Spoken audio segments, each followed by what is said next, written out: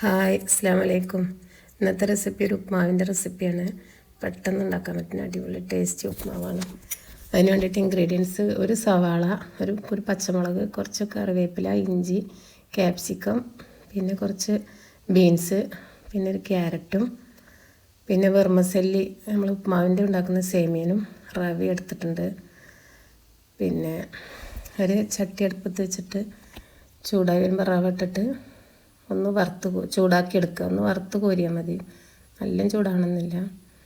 പിന്നെ ഒരു സ്പൂൺ എണ്ണ ഒഴിക്കുക, ഒരു സ്പൂൺ നെയ്യ്, കടുക് പൊട്ടിക്കുക, ഇഞ്ചി പച്ചമുളക് വഴറ്റുക, കറിവേപ്പില ഇടുക, പിന്നെ സവാള ഇട്ടിട്ട് വഴറ്റുക.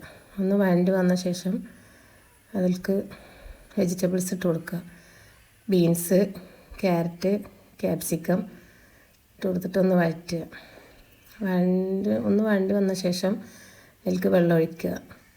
വെള്ളം ഒരു പാകത്തിന് റവ ഇടുന്നതിനനുസരിച്ചിട്ടുള്ള ഒഴിച്ചാൽ മതി.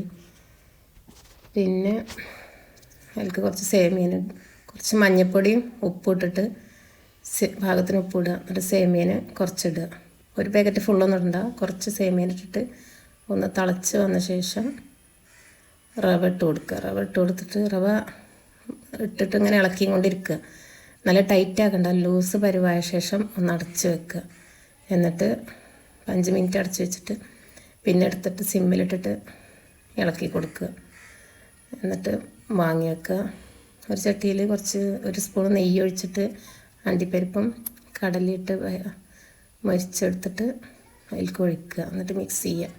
എന്നിട്ട് 2 മിനിറ്റ് മൂടി വെച്ച ശേഷം പിന്നെ എടുത്ത് നല്ല സോഫ്റ്റ് ഉപ്മാവ് റെഡി ആയിട്ടുണ്ടാവും.